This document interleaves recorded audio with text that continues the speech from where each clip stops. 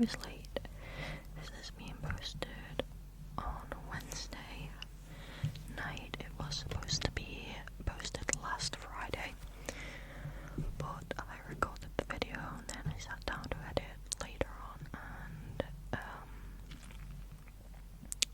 the microphone just didn't pick up the sound.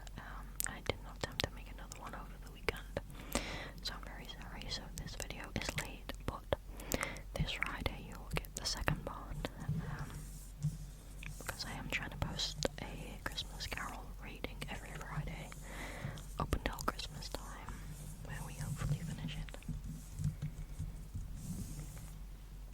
Also, I just made this little like mic cover. I don't have any nails on right now. Very ASMR Jade inspired.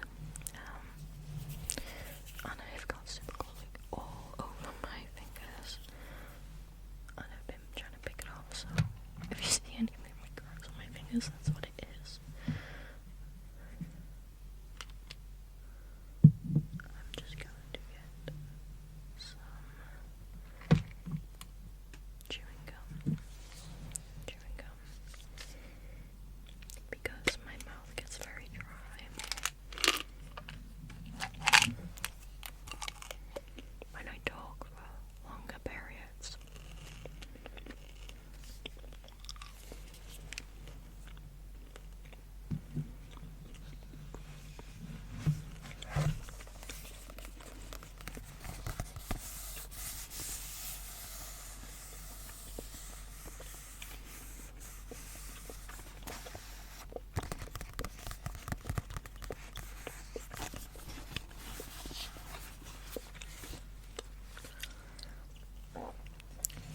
When A Christmas Carol was first published in 1843, it was an overnight success.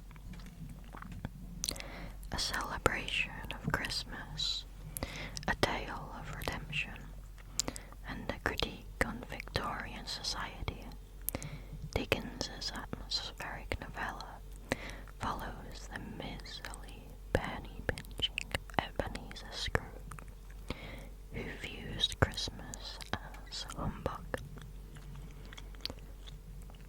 It is only through a series of eerie, life-changing visits from the ghost of his deceased business partner, Molly, and the spirits of Christmas, past, present, and future, that he begins to see the error of his ways.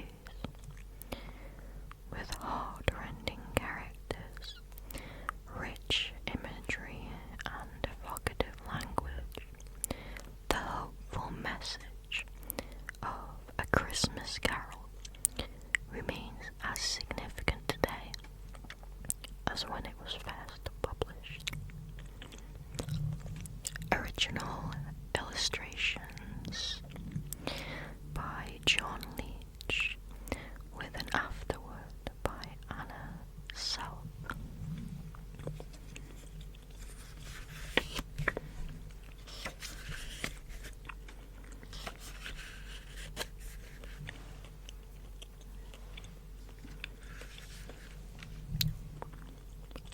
Author's preface to the first Christmas book.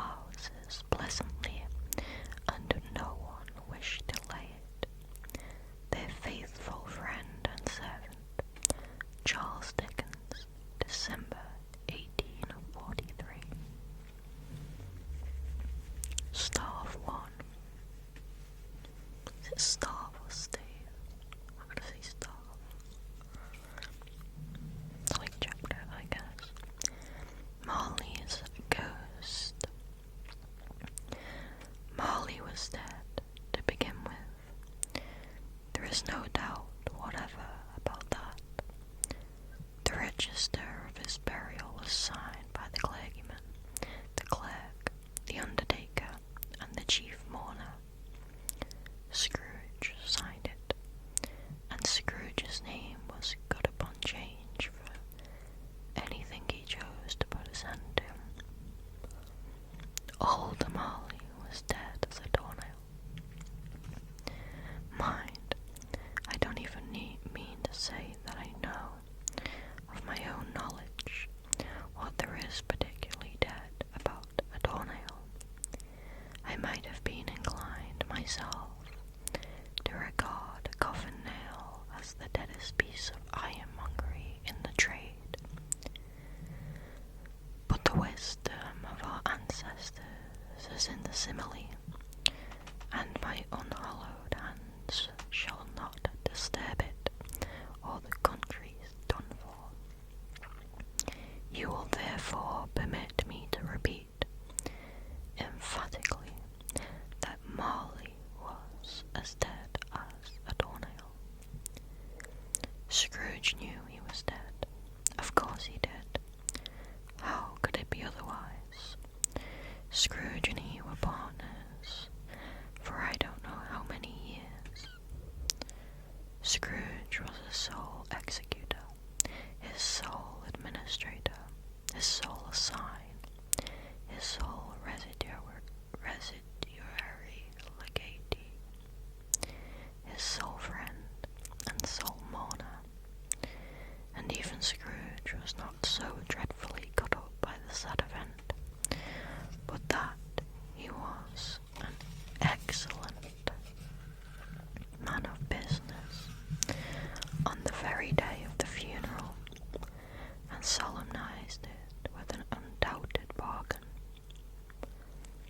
The mention of Marley's funeral brings me back to the point I started from. There is no doubt that Marley was dead. This must be distinctly understood, or nothing wonderful can come of the story I am going to relate. If we were not perfectly convinced that Hamlet's father died before the play began, there would be nothing remarkable in his taking a stroll at night in an easterly wind upon his own ramparts than there would be in any other middle-aged gentleman rashly turning out after dark in a breezy spot, say St. Paul's churchyard, for instance, literally to astonish his son's weak mind. Scrooge never painted out old Marley's name. There it stood, years afterwards, above the warehouse door. Scrooge and Marley. The firm was known as Scrooge and Marley. Sometimes people new to the business called Scrooge, and sometimes Marley, but he answered to both names. It was all the same to him. Oh, but he was a tight-fisted hand at the grindstone, Scrooge. A squeezing, wrenching, grasping, scraping, clutching, covetous old sinner. Hard and sharp as flint, from which no steel had ever struck out generous fire. Secret and self-contained, and solitary as an oyster. The cold within him froze his old features, nipped his pointed nose, shriveled his cheek, stiffened his gait, made his eyes red, his thin lips blue, and spoke out shrewdly in his grating voice. A frosty rime was on his head, and on his eyebrows, and his wiry chin. He carried his own low temperature always about with him. He iced his coffee in the dog days, and didn't thaw it 1 degree at Christmas. External heat and cold had little influence on Scrooge. No warmth could warm,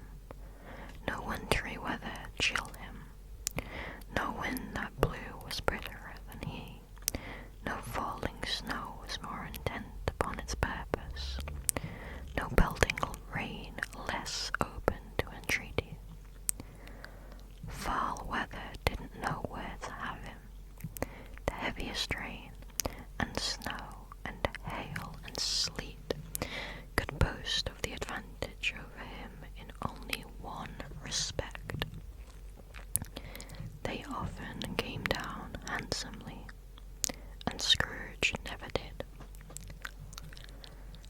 Nobody ever stopped him in the street to say, with gladsome looks, "My dear Scrooge, how are you? When will you come to see me?" No beggars implored him to bestow a trifle. No children asked him what it was o'clock. No man or woman ever once in all his life inquired the way to such and such a place of Scrooge. Even the blind men's dogs appeared to know him, and when they saw him coming on, would tug their owners into doorways and up courts, and then would wag their tails as though they said, "No eye at all is better than an evil eye, dog-master." But what did Scrooge care? It was the very thing he liked. To edge his way along the crowded paths of life, warning all human sympathy to keep its distance, was what the knowing ones call nuts to Scrooge. Once upon a time, of all the good days in the year, on Christmas Eve, old Scrooge sat busy in the counting house. It was cold, bleak, biting weather, foggy withal, and he could hear the people in the court outside go wheezing up and down, beating their hands upon their breasts and stamping their feet upon the pavement stones to warm them. The city clocks had only just gone 3, but it was quite dark already. It had not been light all day, and candles were flaring in the windows of the neighbouring offices, like ruddy smears upon the palpable brown air. The fog came pouring in at every chink and keyhole, and was so dense without that although the court was of the narrowest, the houses opposite were mere phantoms. To see the dingy cloud come drooping down, obscuring everything, one might have thought that nature lived hard by, and was brewing on a larger scale. The door of Scrooge's counting house was open, that he might keep his eye upon his clerk, who in a dismal little cell beyond, a sort of tank, was copying letters. Scrooge had a very small fire, but the clerk's fire was so very much smaller that it looked like one coal, but he couldn't replenish it, for Scrooge kept the coal box in his own room, and so surely as the clerk came in with the shovel, the master predicted that it would be necessary for them to part. Wherefore the clerk put on his white comforter and tried to warm himself at the candle, in which effort, not being a man of strong imagination, he failed. "A Merry Christmas, Uncle! God save you!" cried a cheerful voice. It was the voice of Scrooge's nephew, who came upon him so quickly that this was the first intimation he had of his approach. "Bah!" said Scrooge. "Humbug!" He had so heated himself with rapid walking in the fog and frost, this nephew of Scrooge's, that he was all in a glow. His face was ruddy and handsome, his eyes sparkled, and his breath smoked again. "Christmas, a humbug, Uncle," said Scrooge's nephew. "You don't mean that, I am sure." "I do," said Scrooge. "Merry Christmas. What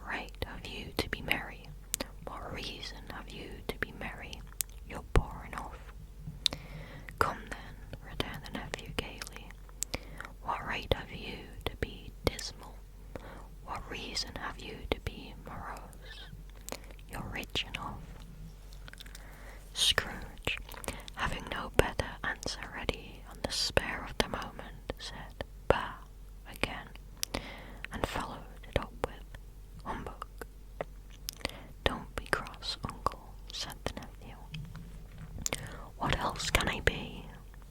returned the uncle, "when I live in such a world of fools as this? Merry Christmas! Out upon Merry Christmas! What's Christmas time to you but a time for paying bills without money? A time for finding yourself a year older, but not an hour richer? A time for balancing your books and having every item in 'em through a round dozen of months presented dead against you."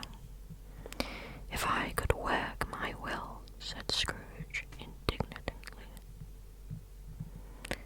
"Every idiot who goes about with Merry Christmas on his lips should be boiled with his own pudding and buried with a stake of holly through his heart. He should." "Uncle," pleaded the nephew. "Nephew," returned the uncle sternly, "keep Christmas in your own way, and let me keep it in mine." "Keep it," repeated Scrooge's nephew, "but you don't keep it." "Let me leave it alone then," said Scrooge. "Much good may it do you. Much good has it ever done you. There are many things from which I might have derived good, by which I have not profited, I dare say," returned the nephew. "Christmas among the rest. But I am sure I have always thought of Christmas time when it has come around, apart from the veneration due to its sacred name and origin. If anything belonging to it can be apart from that, as a good time, a kind, forgiving, charitable, pleasant time, the only time I know of in the long calendar of the year, when men and women seem by one consent to open their shut-up hearts freely, and to think of people below them as if they really were fellow passengers to the grave, and not another race of creatures bound on other journeys. And therefore, uncle, though it has never put a scrap of gold or silver in my pocket, I believe that it has done me good, and will do me good, and I say, God bless it." The clerk in the tank involuntarily applauded, becoming immediately sensible of the impropriety. He poked the fire, and extinguished the last frail spark forever. "Let me hear another sound from you," said Scrooge, "and you'll keep your Christmas by losing your situation. You're quite a powerful speaker, sir," he added, turning to his nephew. "I wonder you don't go into Parliament." "Don't be hungry, uncle. Come, dine with us tomorrow." Scrooge said that he would see him. Yes, indeed he did. He went the whole length of the expression, and said that he would see him in that extremity first. "But why?" cried Scrooge's nephew. "Why?" "Why did you get married?" said Scrooge. "Because I fell in love." "Because you fell in love," growled Scrooge, as if that were the only one thing in the world more ridiculous than a Merry Christmas. "Good afternoon." "Nay, uncle, but you never came to see me before that happened. Why give it as a reason for not coming now?" "Good afternoon," said Scrooge. "I want nothing from you. I ask nothing of you. Why cannot we be friends?" "Good afternoon," said Scrooge. "I am sorry, with all my heart, to find you so resolute. We have never had any quarrel to which I have been a party.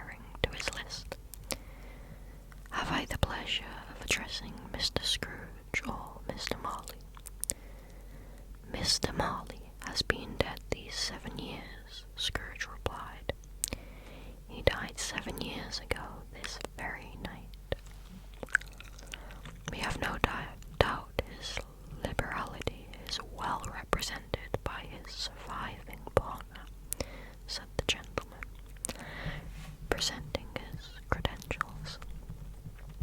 It certainly was, for they had been two kindred spirits.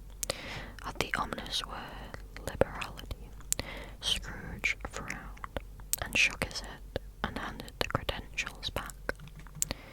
At this festive season of the year, Mr. Scrooge, said the gentleman, taking up a pen, it is more than usually desirable that we should make some slight provision for the poor and destitute, who suffer greatly at the present time. Many thousands are in want of common necessities. Hundreds of thousands are in want of common comforts, sir. Are there no prisons? Asked Scrooge. Plenty of prisons, said the gentleman, laying down the pen again. And the Union workhouses? Demanded Scrooge. Are they still in operation? They are still, returned the gentleman. I wish I could say they were not. The treadmill and the poor law are in full vigour, then, said Scrooge. Both very busy, sir. Oh, I was afraid, from what you said at first, that something had occurred to stop them in their useful course, said Scrooge. I'm very glad to hear it. Under the impression that they scarcely furnish Christian cheer of mind or body to the multitude, returned the gentleman. A few of us are endeavouring to raise a fund to buy the poor some meat and drink and means of warmth. We choose this time because it is a time of all others, when want is keenly felt and abundance rejoices. What shall I put you down for? Nothing, Scrooge replied. You wish to be anonymous? I wish to be left alone, said Scrooge. Since you ask me what I wish, gentlemen, that is my answer. I don't make merry myself at Christmas, and I can't afford to make idle people merry. I help to support the establishments I have mentioned. They cost enough, and those who are badly off must go there. Many can't go there, and many would rather die. If they would rather die, said Scrooge, they had better do it, and decrease the surplus population. Besides, excuse me, I don't know that.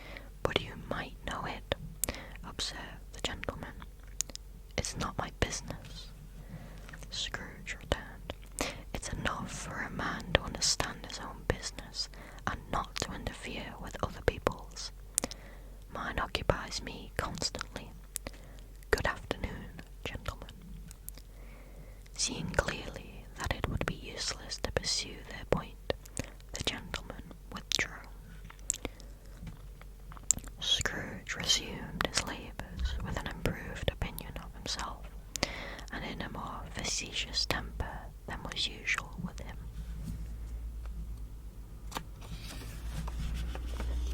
Meanwhile, the fog and the darkness thickened, so that people ran about with flaring links, proffering their services to go before horses and carriages and conduct them on their way. The ancient tower of a church whose gruff old bell was always peeping slyly down at Scrooge out of a Gothic window in the wall became invisible and struck the hours and quarters in the clouds with tremulous vibrations afterwards, as if its teeth were chattering in its frozen head up there. The cold became intense. In the main street, at the corner of the court, some labourers were repairing the gas pipes, and had lighted a great fire in a brazier, round which a party of ragged men and boys were gathered, warming their hands and winking their eyes before the blaze in rapture.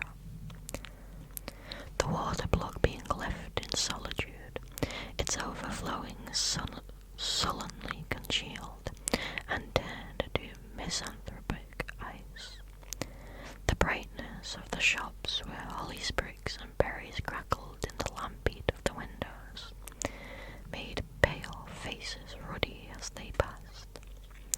Poulterers' and grocers' trades became a splendid joke, a glorious pageant, with which it was next to impossible to believe that such dull principles as bargain and sale had anything to do. The Lord Mayor, in a stronghold of the mighty mansion house, gave orders to his 50 cooks and butlers to keep Christmas as a Lord Mayor's household should, and even the little tailor, whom he had fined 5 shillings on the previous Monday for being drunk and bloodthirsty in the streets, stared up tomorrow's pudding in his garret, while his lean wife and the baby sallied out to buy the beef. Foggier yet, and colder, piercing, searching, biting cold, if the good St. Dunstan had but nipped the evil spirit's nose with a touch of such weather as that, instead of using his familiar weapons, then indeed he would have roared to lusty purpose. The owner of one scant young nose gnawed and mumbled by the hungry cold, as bones are gnawed by dogs, stooped down at Scrooge's keyhole to regale him with a Christmas carol. But at the first sound of "God bless you, merry gentlemen, may nothing you dismay," Scrooge seized the ruler with such energy of action that the singer fled in terror, leaving the keyhole to the fog and even more congenial frost. At length the hour of shuttering up the counting-house arrived. With an ill will, Scrooge dismounted from his stool, and tactically admitted the fact to his expectant clerk in the tank, who instantly snuffed his candle out and put on his hat. "You'll want all day tomorrow, I suppose," said Scrooge. "If quite convenient, sir." "It's not convenient," said Scrooge, "and it's not fair. If I was to stop you half-a-crown for it, you'd think yourself ill-used, I'll be bound." The clerk smiled faintly. "And yet," said Scrooge, "you don't think me ill-used when I pay a day's wages for no work." The clerk observed that it was only once a year. "A poor excuse for picking a man's pocket every 25th of December," said Scrooge, buttoning his greatcoat to the chin. "But I suppose you must have the whole day. Be here all the earlier next morning." The clerk promised that he would, and Scrooge walked out with a growl. The office was closed in a twinkling, and the clerk, with the long ends of his white comforter dangling below his waist, for he boasted no greatcoat, went down a slide on Cornhill at the end of a line of boys 20 times, in honour of it being Christmas Eve, and then ran home to Camden Town as hard as he could belt to play at the blind man's bluff.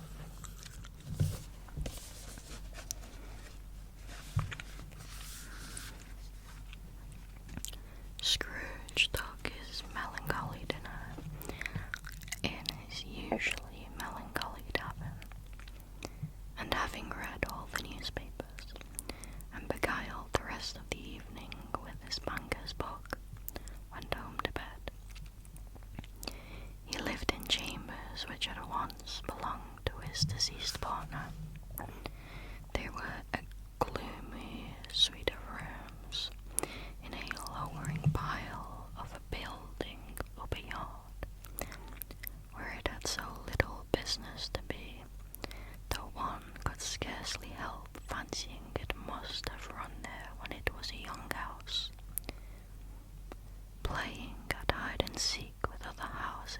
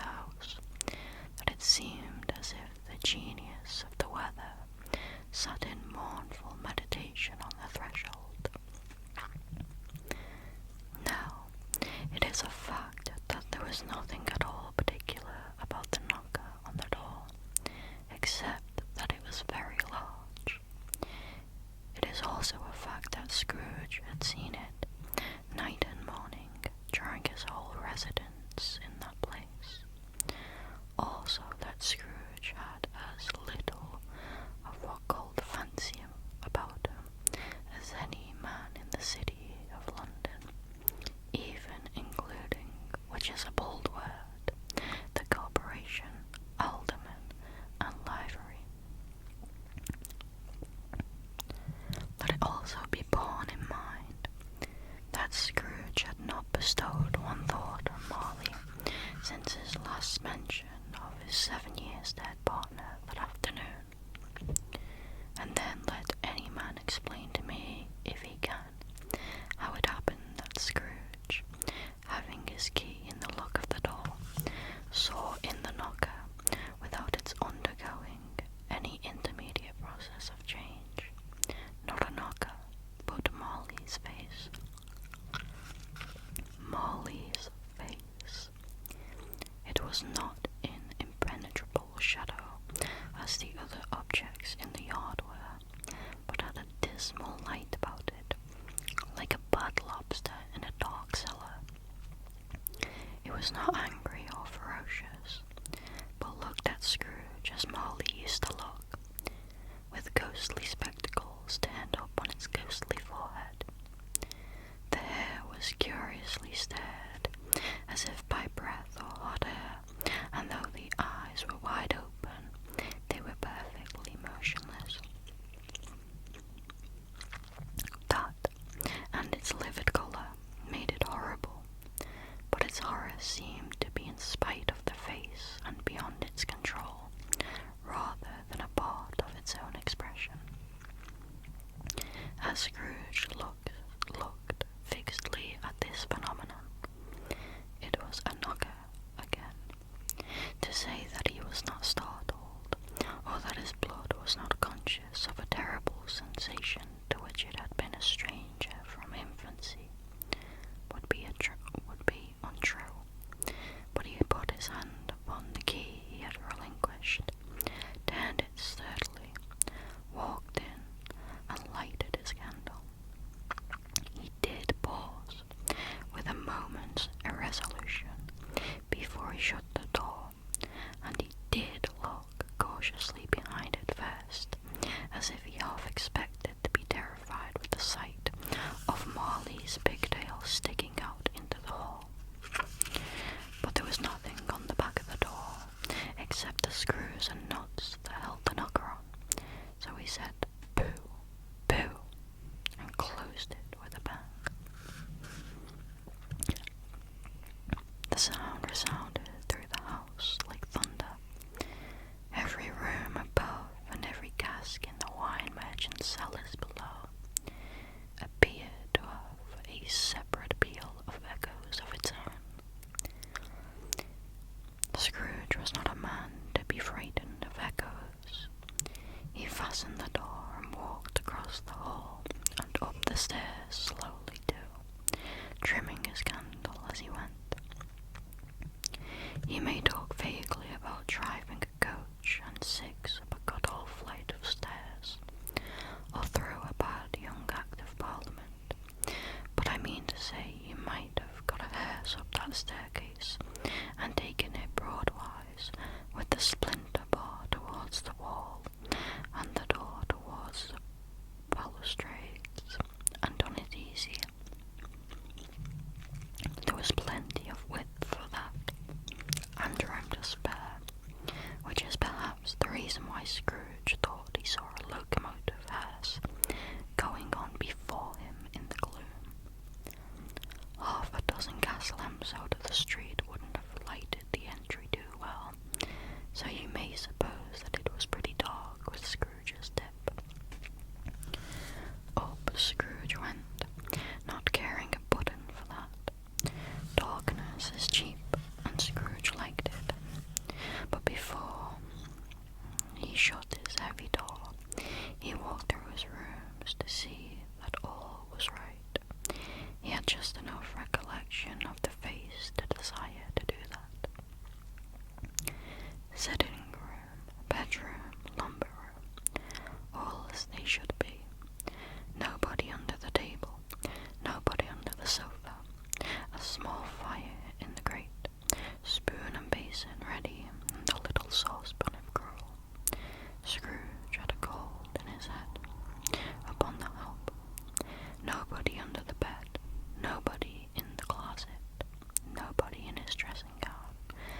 was hanging up in a suspicious attitude against the wall.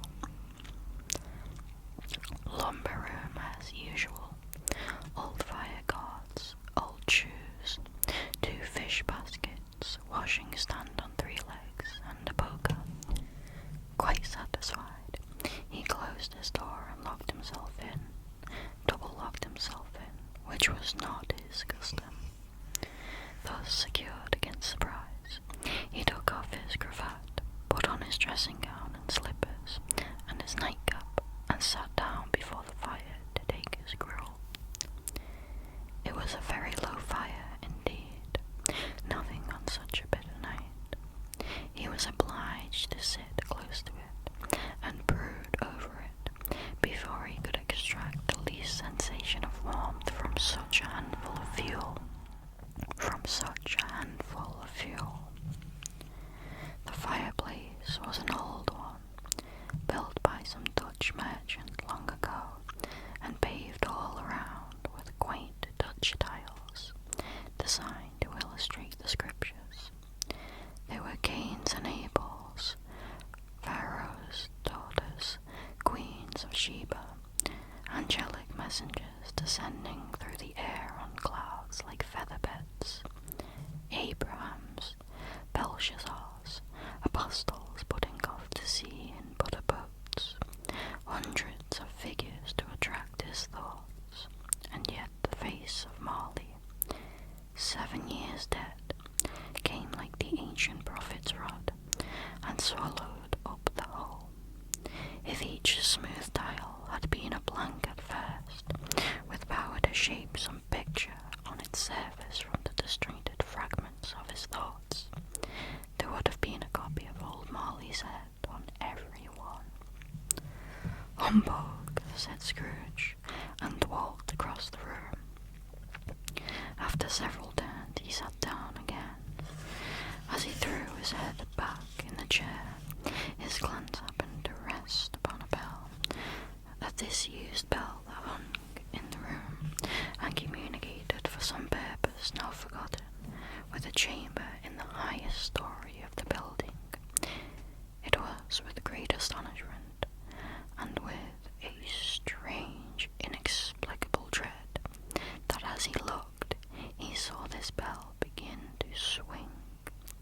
It swung so softly in the outset that it scarcely made a sound, but soon it rang out loudly, and so did every bell in the house. This seemed to have lost half a minute, or a minute, but it seemed an hour. The bells ceased as they had begun, together.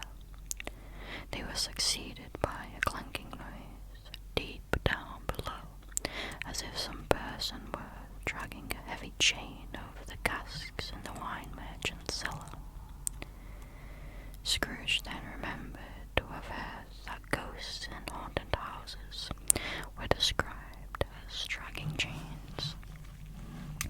The cellar door flew open with a booming sound, and then he heard the noise much louder, on the floors below, then coming up the stairs, then coming straight towards his door. "It's humbug still," said Scrooge. "I won't believe it." His colour changed, though, when, without a pause, it came on through the heavy door, and passed into the room before his eyes. Upon its coming in, the dying flame leapt up, as though it cried, "I know him, Marley's ghost," and fell again. The same face, the very same. Marley in his pigtail, usual waistcoat, tights and boots, the tassels on the latter bristling like his pigtail and his coat skirts, and the hair upon his head. The chain he drew was clasped about his middle. It was long and wound about him like a tail. It was made, for Scrooge observed it closely, of cash boxes, keys, padlocks, ledgers, deeds, and heavy purses wrought in steel.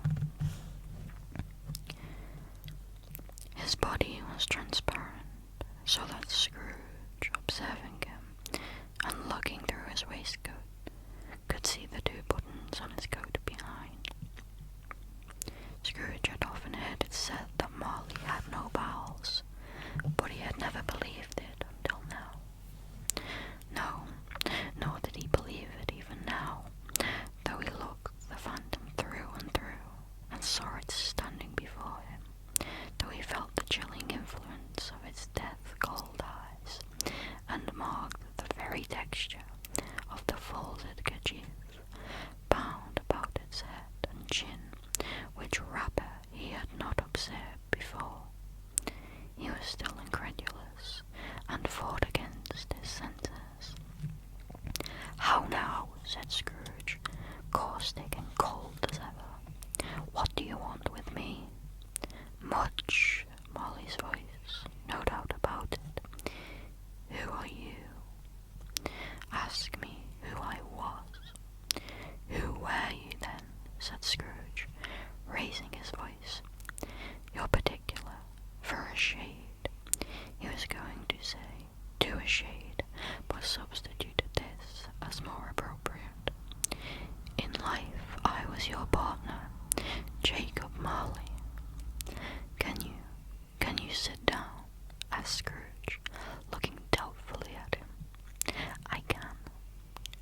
"Do it then." Scrooge asked the question because he didn't know whether a ghost so transparent might find himself in a condition to take a chair, and felt that in the event of its being impossible, it might involve the necessity of an embarrassing explanation.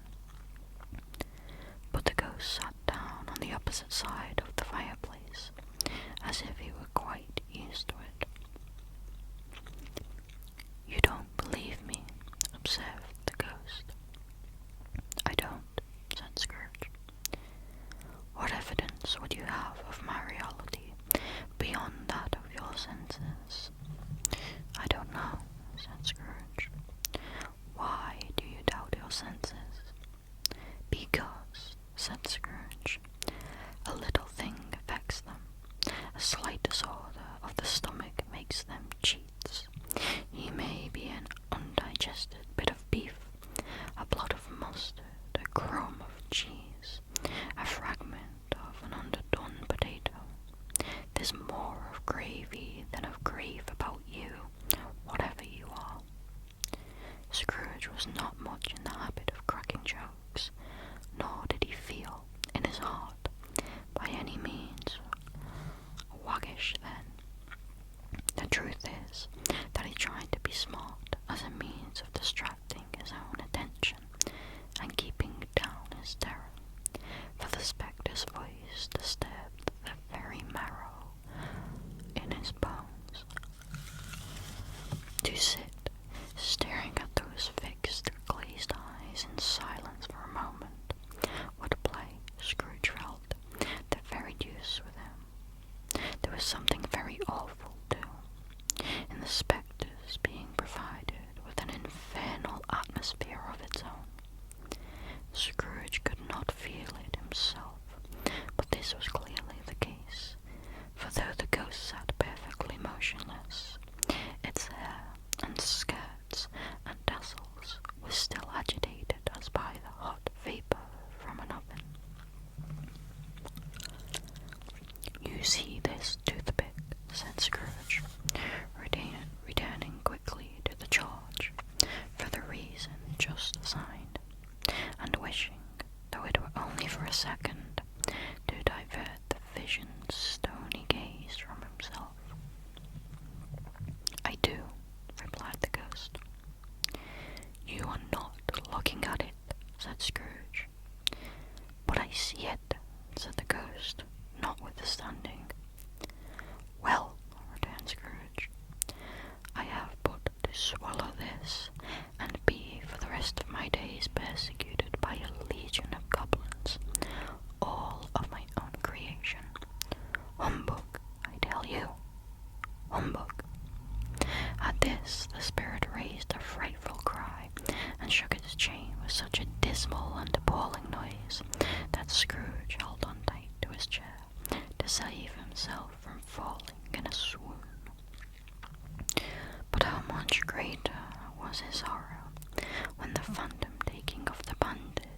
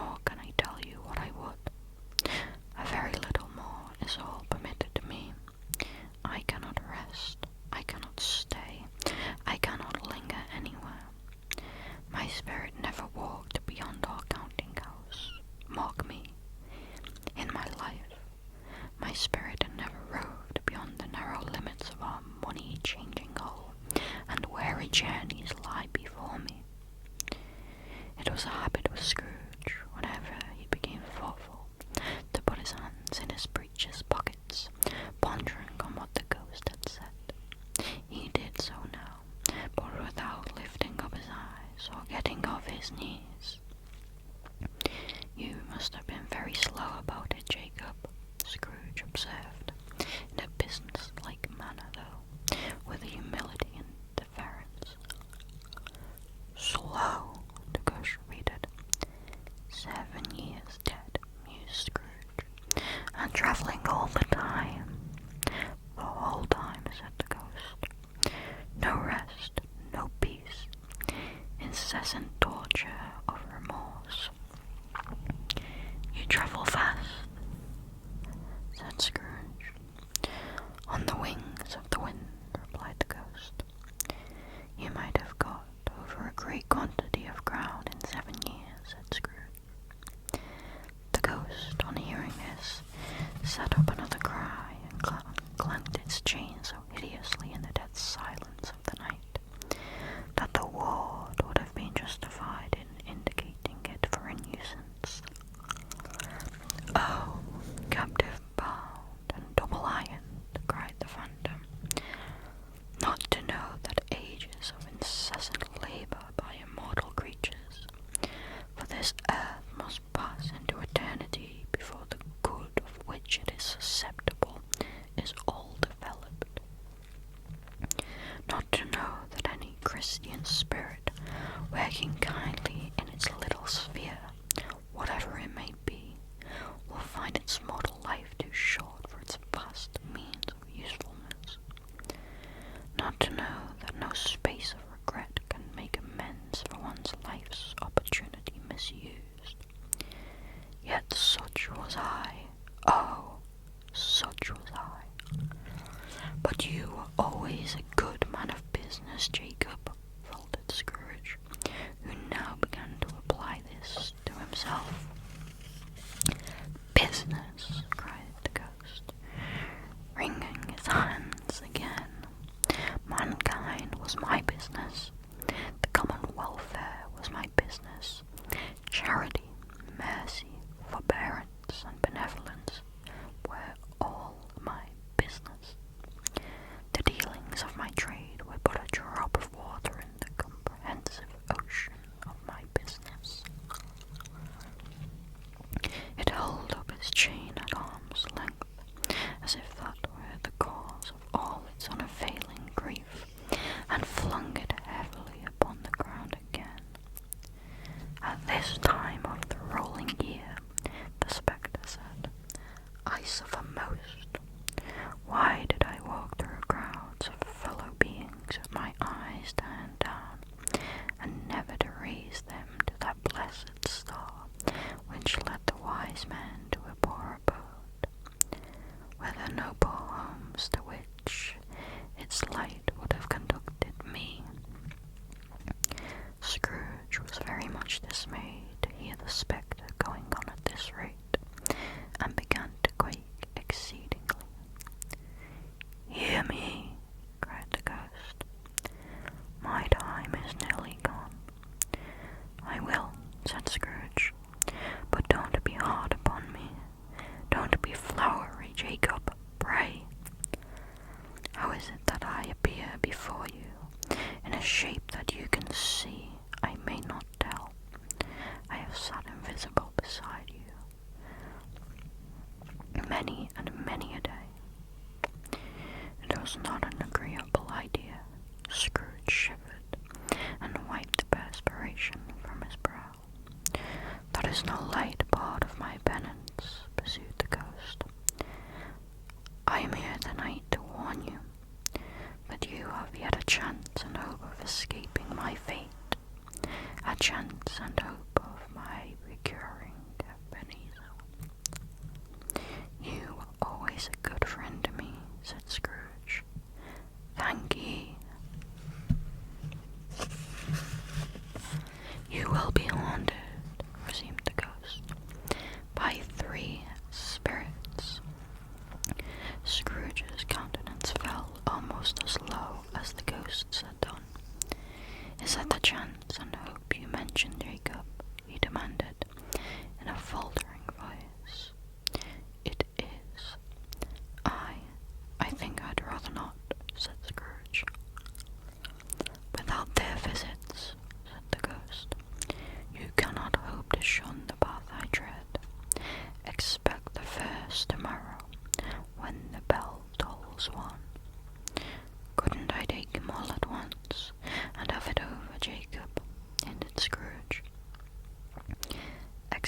the second on the next night at the same hour, the third upon the next night when the last stroke of 12 has ceased to vibrate.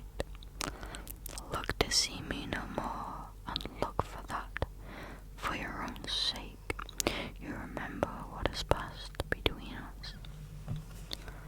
When it had said these words, the spectre took its wrapper from the table and bound it round its head as before. Scrooge knew this by the smart sound its teeth made when the jaws were brought together by the bandage. He ventured to raise his eyes again and found his supernatural visitor confronting him in an erect attitude, with his chain wound over and about its arm. The apparition walked backward from him, and at every step it took, the window raised itself a little, so that when the spectre reached it, it was wide open. It beckoned Scrooge to approach, which he did. When they were within 2 paces of each other, Marley's ghost held up its hand, warning him to come no nearer. Scrooge stopped. Not so much in obedience as in surprise and fear, for on the raising of the hand he became sensible of confused noises in the air, incoherent sounds of lamentation and regret, wailings inexpressibly sorrowful and self-accusatory. The spectre, after listening for a moment, joined in the mournful dirge, and floated out upon the bleak, dark night. Scrooge followed to the window. Desperate in his curiosity, he looked out. The air was filled with phantoms, wandering hither and thither in restless haste, and moaning as they went. Every one of them wore chains like Marley's ghost. Some few, they might be guilty governments, were linked together. None were free. Many had been personally known to Scrooge in their lives. He had been quite familiar with one old ghost in a white waistcoat with a monstrous iron safe attached to its ankle, who cried piteously at being unable to assist a wretched woman with an infant, whom it saw below upon a doorstep. The misery with them all was clearly that they sought to interfere in good human matters, and had lost the power forever. Whether these creatures faded into mist, or mist enshrouded them, he could not tell. But they and their spirit voices faded together, and the night became as it had been when he walked home.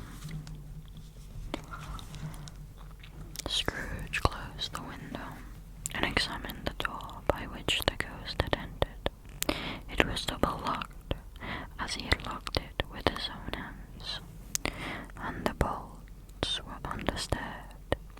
He tried to say humbug, but stopped at the first syllable, and being, from the emotion he had undergone, or the fatigues of the day, or his glimpse in the invisible world, or the dull conversation of the ghost, or the lateness of the hour, much in need of repose, went straight to bed without undressing, and fell asleep upon the instant.